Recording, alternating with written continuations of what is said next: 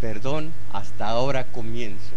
Esta música, les decía, quizá no la escucharon por mi torpeza. Va un poco más de la misma música, a ver qué dicen ustedes de ella.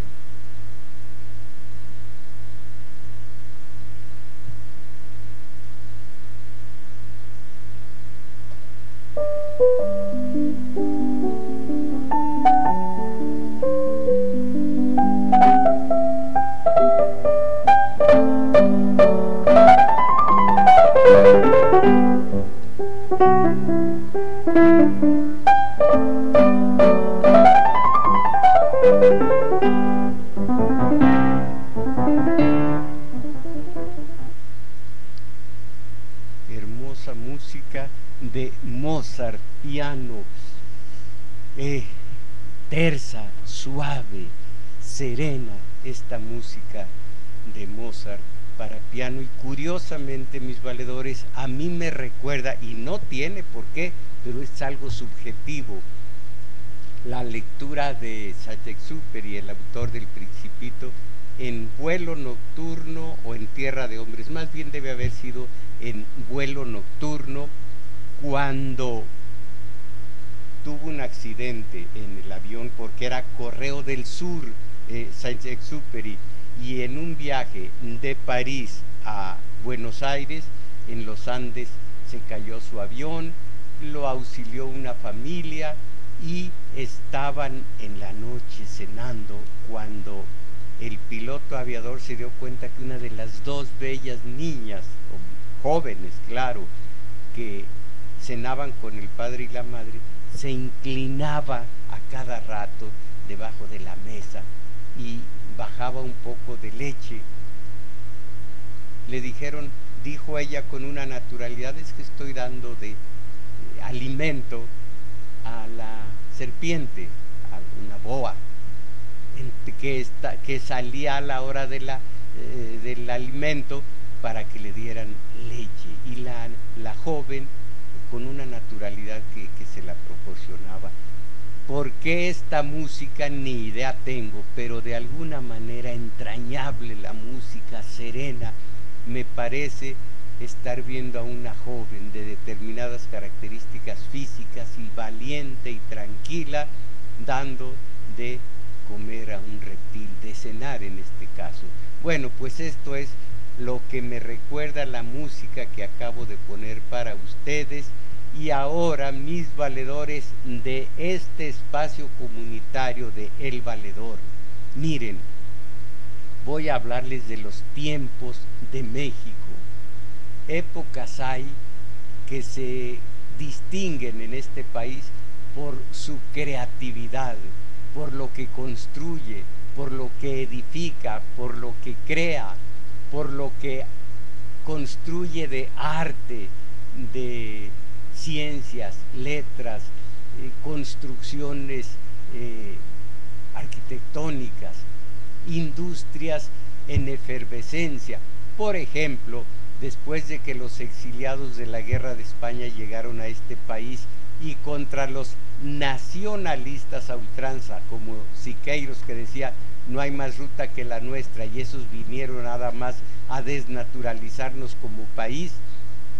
En esa época, digo, floreció la industria del cine, del teatro, la filosofía, las artes en general, la construcción, los negocios.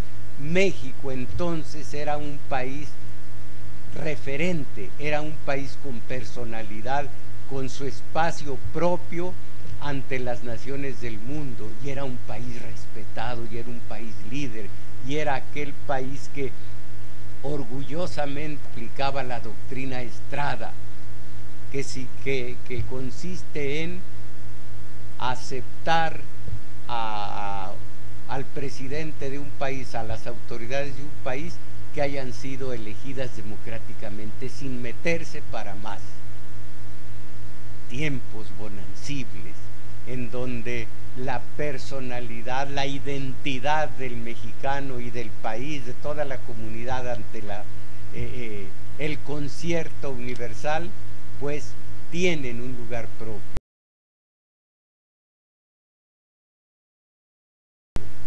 los que no se construye, en los que no se edifica, tiempos erosionados, tiempos estériles, áridos, en donde todo se nos va en el ruiderío, la estridencia, lo grotesco.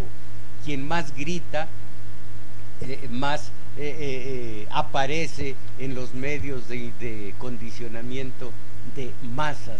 Son tiempos del esperpento, son tiempos de un individuo que en nombre de Dios secuestra un avión, de otro individuo terrible su acción, que en el metro, y no en nombre de Dios, sino del calentamiento global, asesina a 2 personas, siembra el miedo, el terror en aquel sitio, en aquel metro, estación del metro Valderas.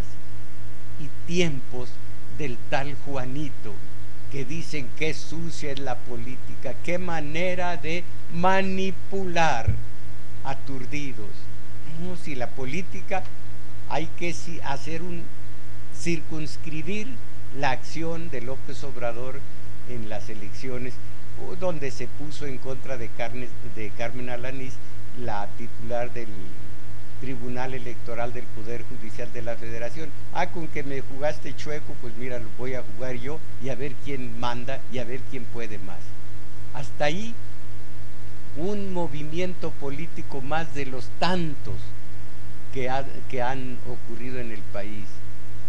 Entonces, ese tal mito llamado Juanito, los medios, no la política, los medios, por medio de esto vamos a darle mandarriazos al líder aquel. Y se vino la escandalera, y la escandalera no fue de la política, fue de los medios, nada más. Y cuando los medios se vieron frustrados, y yo no sé a estas alturas lo que haya ocurrido con el tal Juanito y con Iztapalapa, porque no veo la tele, cuando se dieron cuenta el reculón que dieron también los medios, tragaron saliva, apestó el ambiente a bilis negra y dijeron: qué correlón, qué poca. Espérense, ustedes lo inflaron, ustedes aguanten el desinfle del individuo. Todo esto es lo que caracteriza un tiempo de México estéril, con un vacío de poder terrible en el gobierno. Antes era un presidencialismo feroz. Ahora miren lo que es la autoridad en México. En España, izquierdas, derechas, se pusieron de acuerdo después del franquismo y dijeron: vamos a salvar el país. Se unieron, firmaron el pacto de la Moncloa, Adolfo Suárez y los de derecha y demás, y todos,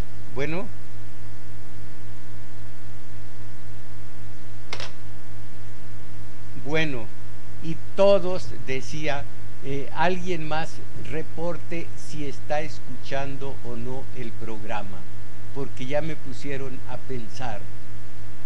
Y todos, repito, se unieron e hicieron de España lo que es hoy, un país desarrollado. Aquí, en cambio, ¿cuál es la tónica del México de hoy? La manipulación de los medios, concretamente del duopolio de televisión, ese Amelín que trae a la gente como agua en batea de un lado para otro, y ya la atasca a la pobre gente de la nota roja, una nota roja que sublima con la banda de la flor, no, que los, espérenme, sí,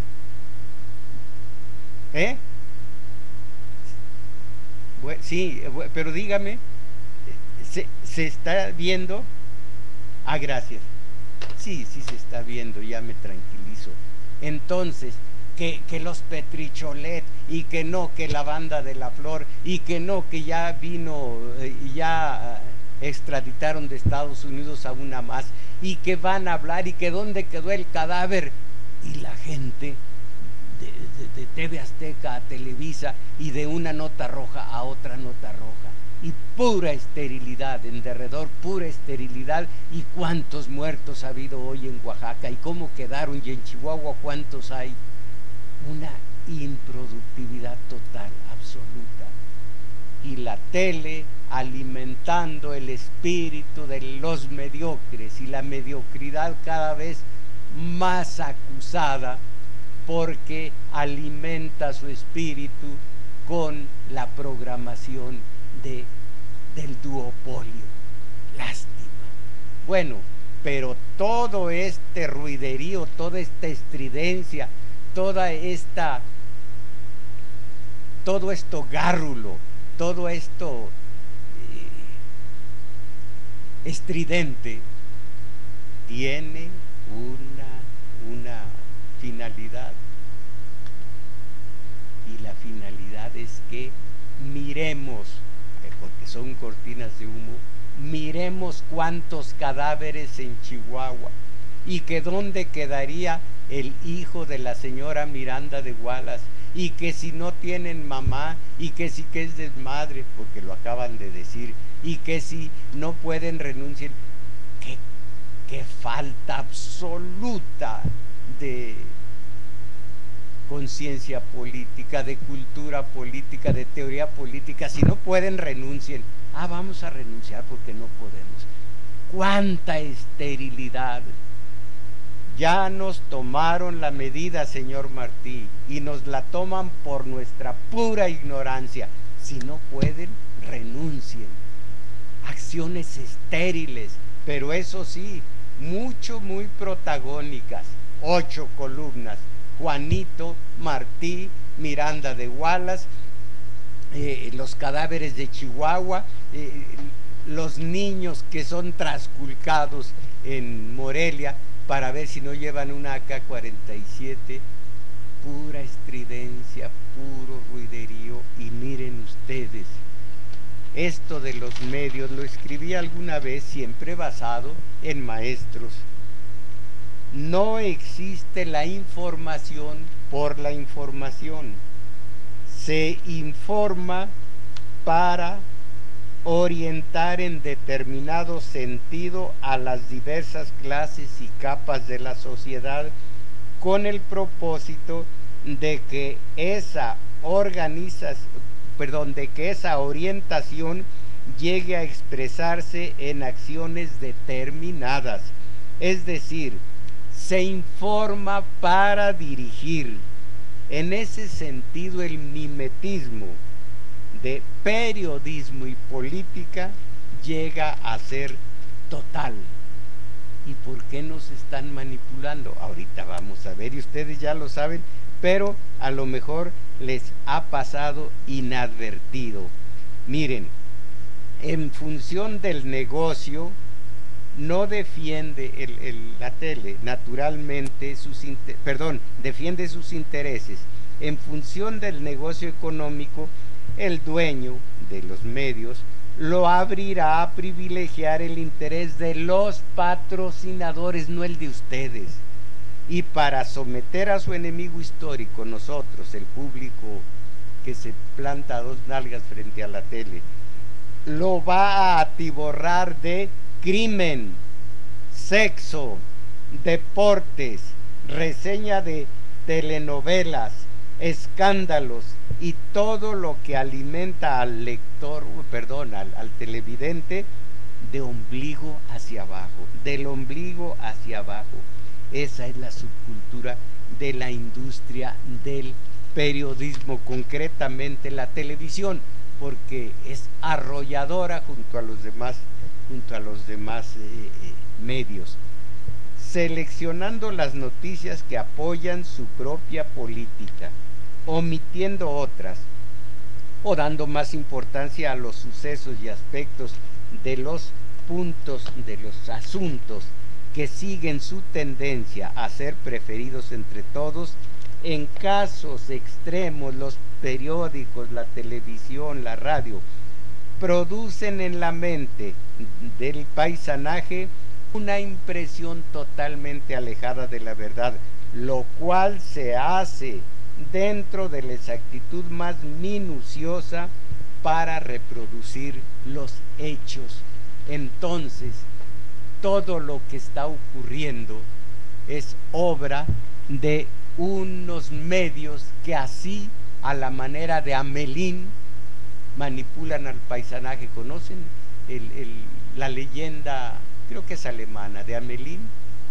Lo contrataron para exterminar las ratas de esa población, estaba atascada de ratas, y él tenía una flauta mágica. Con su flauta empezó a tocarla y todas las ratas se fueron detrás de él y las echó por el voladero. Siguió tocando, llegaban las ratas y caían al mar. Regresó y les dijo a los habitantes de Hamelin: mi dinerito, el que me prometieron por el trabajo, no te vamos a dar nada, ya nos quitaste las ratas, pero ya no te vamos a dar nada. Bueno, no me den nada. Esa noche comenzó a tocar la flauta y todos los niños se fueron detrás de ella y tuvieron la suerte de los animalejos, de los roedores.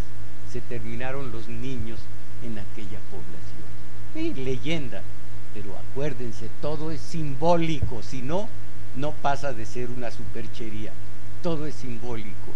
Eso es lo que hacen con nosotros los medios, concretamente el duopolio.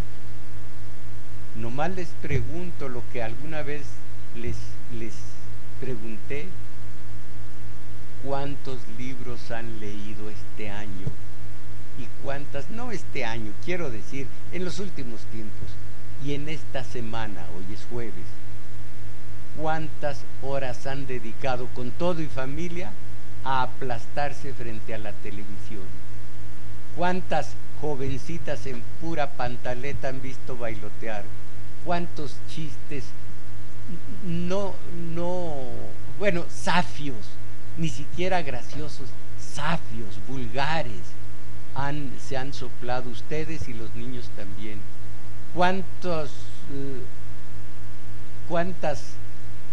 encuentros del clásico pasecito a la red, con esos gritones melodramáticos, histriones que hacen como que se emocionan cuando gritan y ¿qué es eso? ¿Que no tienen vergüenza? Sí tienen, pero les pagan bien por manipular aturdidos. ¿Y por qué están manipulando esos medios al servicio de un sistema de poder del que forman parte esencial? ¿Por qué? Por esto voy a leer a Báez Rodríguez uno o dos textos, párrafos. ¿Qué acaso no una parte de nuestros impuestos se destina desde siempre al combate a la pobreza extrema? ¿Por qué dicen ahora los del sistema de poder, concretamente el de Los Pinos? ¿Por qué dicen ahora y que los recursos serán manejados con total transparencia? ¿Es que han sido hasta hoy manejados opacamente? ¿Se trata de una confesión de parte? Por supuesto que no, se trata simplemente de manipulación informativa con costo al erario. Se trata también de otro tipo de confesión de carácter ideológico. Si lo primero es grave, lo segundo lo es más. Detrás del promocional federal está la pretensión de incidir en la opinión pública y con ello hacerlo en el legislativo, precisamente cuando se discute la ley de ingresos para el 2010. Para ello, los creativos, entre comillas, se basan en el escaso conocimiento que tiene la gente acerca del origen y destino de los recursos públicos y juegan a tener el mismo éxito que, por ejemplo, tiene Fundación Televisa cuando se lanza en su campaña anual del Teletón. Me da vergüenza repetir eso de Teletón, pero pues así dice el comentarista. Permítanme decirles algo más interesante de sus propias palabras. Lo que antes era obligación constitucional, ahora resulta producto de las buenas conciencias si aprueban el 2%. Y por supuesto, detrás de todo esto tenemos el clientelismo, esta vez de derecha, donde se entiende al ciudadano como cliente, entre comillas, como usuario, entre comillas, de los servicios que da la empresa gobierno. Nos van a aumentar ese 2% al 15% del IVA en todos los productos excepto medicina y alimentos, pues ahora un 2% más para que sea 17%, incluyendo alimentos y medicinas. Y tantos articulistas más dicen, pero ¿cómo ese contrasentido?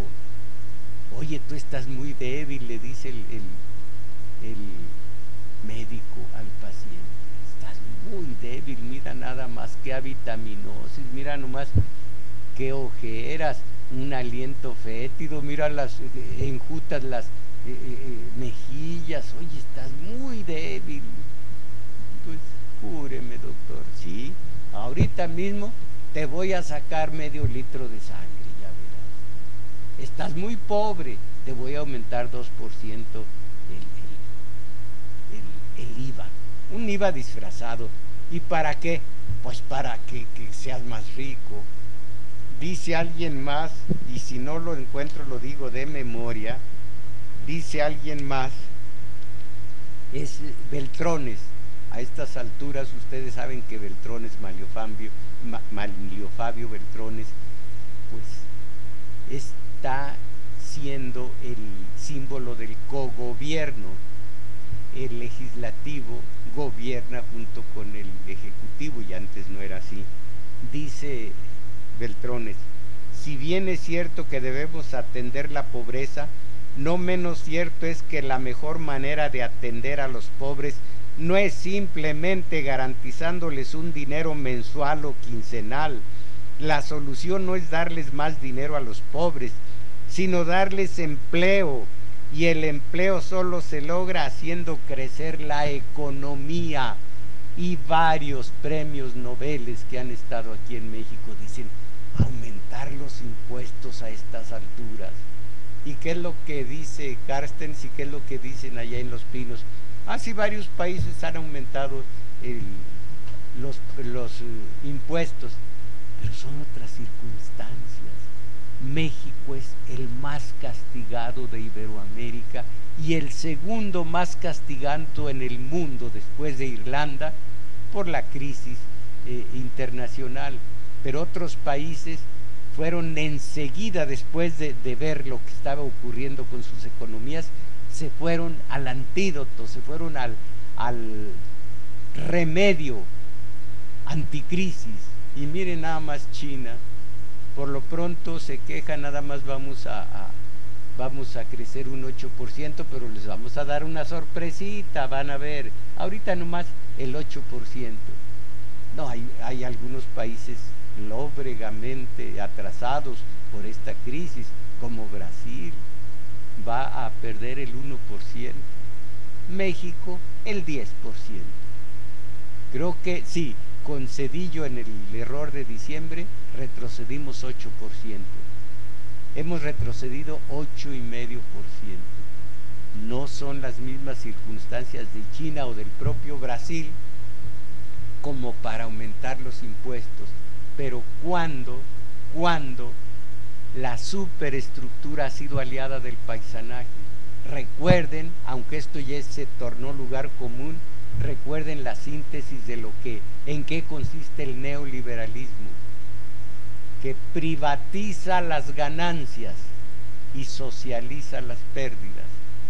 Ellos con el FOBAPROA, y ahora se está realizando un FOBAPROA encubierto, pero los medios, la televisión habla de Juanito, pero no habla de esos 30,000 millones de dólares hasta hoy que el Banco de México está derramando entre los del dinero para que no huyan los capitales, para que no se deprecie más el peso y para lo que ellos sabrán. Yo no soy economista, lo único que sé es que los de allá arriba de la superestructura no son aliados nuestros.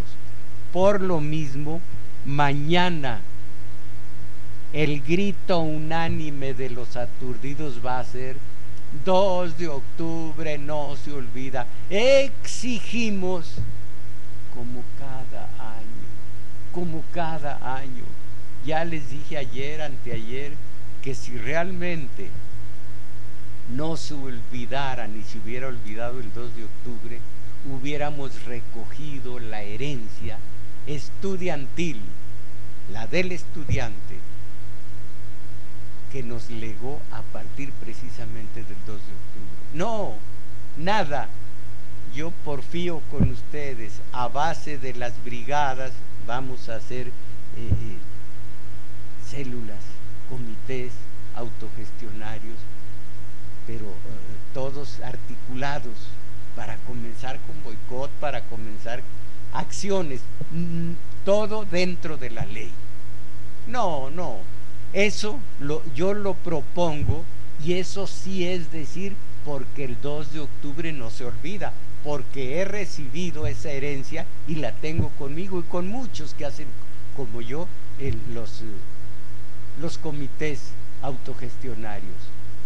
Pero los que van a gritar mañana y de ahí se van a su casa o se van a beber cerveza, 2 de octubre no se olvida. Claro que se olvidó. Han dejado lo mejor de la herencia del estudiante unido al obrero, al ama de casa, al sacerdote del bajo clero, sacerdote progresista, a los profesionistas también de la línea progresista, que se unieron porque los estudiantes tuvieron la suficiente teoría política como para decir, encuevados dentro de la UNAM no hacemos nada, a derramarnos fuera, a tocar casa por casa, a pedir que todos nos unamos. Unidos se puede, desunidos no. ¿Qué ocurrió con los estudiantes del CEU y demás después del 68? 2 de octubre no se olvida. A encuevarse detrás de los muros de la UNAM y de allí nadie los sacaba. ¿Y de qué sirvió? ¿De qué ha servido 2 grandes huelgas de los estudiantes? ¿De qué caramba sirvieron? De nada. Miren, estuvieron aquí los estudiantes antes de su última huelga. Les ofertamos, como allá decimos, tamales y atole, porque eran con más de 50, mucho más, y tamales y atole era la hora de la cena, para que no se fueran con su pancita vacía.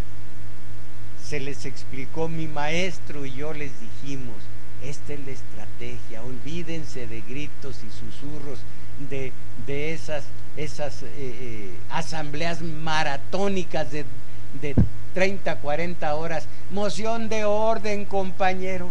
Pero ¿para qué ese escándalo? Vamos a la acción, no a estar con tesis obsoletas. Bueno, y ellos a come y a bebe y bebe atolito ¿de qué era el atolito? ¿Qué es lo que se da por allá en Celaya, en Guanajuato? Eso, ya saben ustedes, fresa. Bueno, ya para irse a aquello de las 9:30, 10, se fueron, me agradecieron y todo a mi maestro y todo, bueno, y luego dijeron, oiga, mañana que es domingo, por favor, anuncia a la gente que el lunes vamos a tener una mega marcha. Nos vimos el maestro y yo, y me dijo, no oyen, no pueden oír. El mediocre no puede pensar todo lo que les dijimos y salen con que ahí nos promociona nuestra mega marcha. Dije yo, no hombre, si por eso fue el fleito, ustedes no entienden. ¿Saben por qué por eso fue el fleito? Miren, les voy a contar, esto ya lo saben en el taller de lectura y no en el taller, quise decir en Radio UNAM, que un hombre con labio leporino, que en el pueblo decimos tencuachito, hombre de labio leporino, estaba dándose en todo lo que mandan los cánones, se estaba peleando como Dios manda en medio de la calle, y trompón va y caballazo viene, y golpes, y uno que pasaba se queda viendo aquello, y por afinidad sentimental con el del labio leporino, el tencuachito, empezó a decirle así: tú le das, tencuachito, crúzamelo, tencuachito, un rodillazo, tencuachito, pégale fuerte, tencuachito. Y en eso se para el del labio leporino y dice: oh, pues, por eso fue el fleito, porque el otro le dijo tencuachito, por eso fue el fleito. Entonces yo les dije a los, pensé de los estudiantes, si se les habló, se les explicó que las marchas, plantones, de nada sirven, solo al principio de un problema para darlo a conocer. Una marcha ya se dio a conocer el problema, ya se puso en conocimiento del cuerpo social, ya se termina eso porque no vale. Es como ir al Mundial de Fútbol, el día de la inauguración, a marchar todos con la bandera al frente, perfecto, pero es un día. Al siguiente ahí está España contra Bélgica en la cancha, y ustedes mexicanos, no, vamos a volver a marchar con la bandera al frente. No, pero eso ya pasó. No, para nosotros no.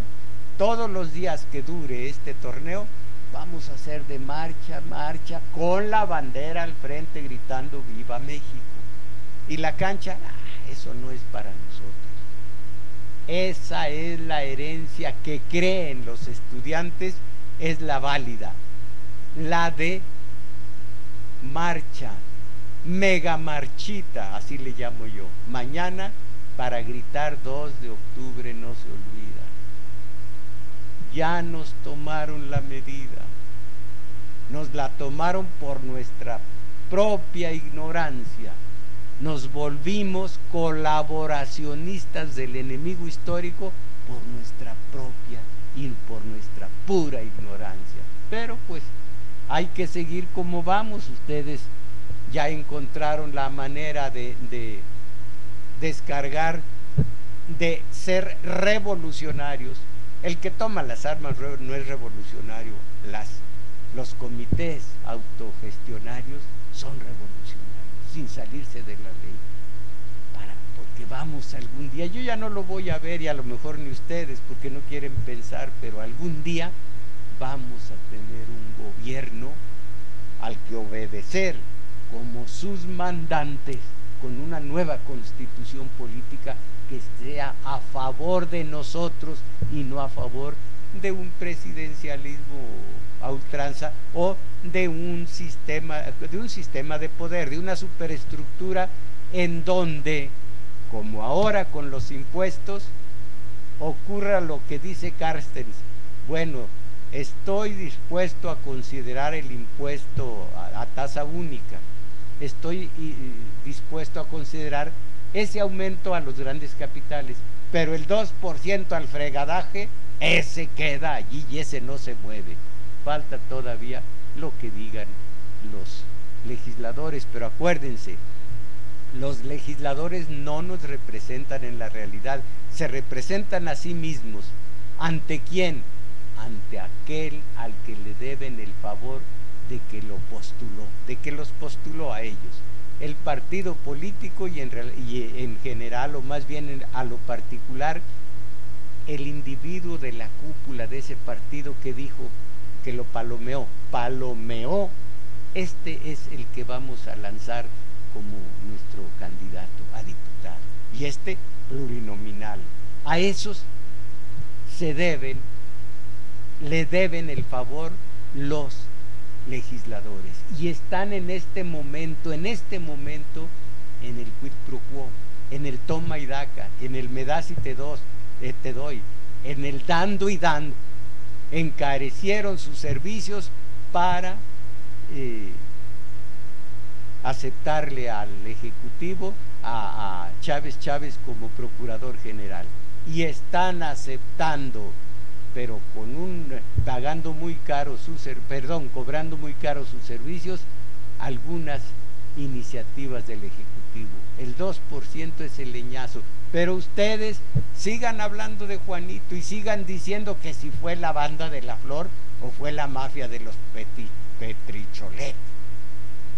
Ya nos tomaron la medida.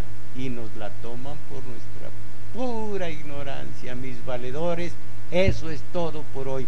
Un poco más de la música de Mozart, música para piano.